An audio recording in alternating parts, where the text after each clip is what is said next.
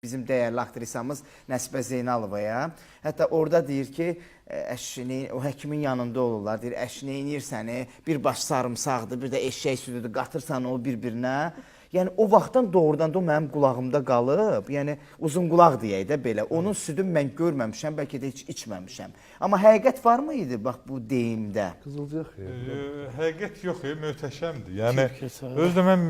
Həkim Şəhriyar danışdı orada deyəsən. Həkimdən bir məsləhətləşin görür. O bilir, Laçınlı balası düz deyir orada. O bitkilər içində böyüyür, arı içərisində, təbiətdə böyüyür.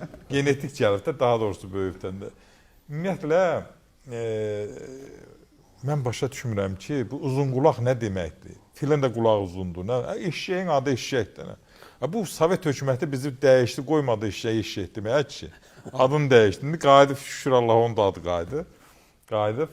Eşək südü ana südünə ən yaxın süddür. Və eşək südü bişirilməmiş verilir uşağa, böyüyə. Bişirilməmiş. Hər südü kim inək südünü verə bilər, kim camış südünü verə bilər. Çünki orada hamı bilir ki, bruselyoz xəstəliyi keçə bilər.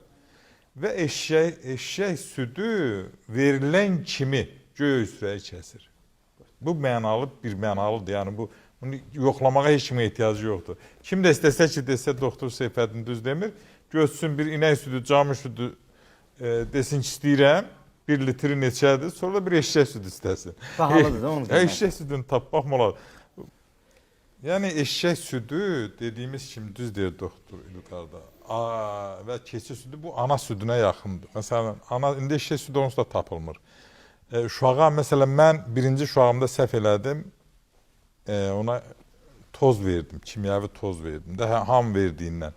Və uşaq xeyli əziyyət çəkdi, mədə-bağırsaq problemində. İkinci uşaqda ağıllandım və getdim, danışdım bir inək südünü su ilə qatdıq, verdik, oldu əla. Yəni, mən bu uzun illər həkimlik təcrübəmdə görmüşəm ki, ola bilərmi ki, bir toz ananın südünü əvəz eləsin? Mümkündürmü? Toz, kimyəvi toz.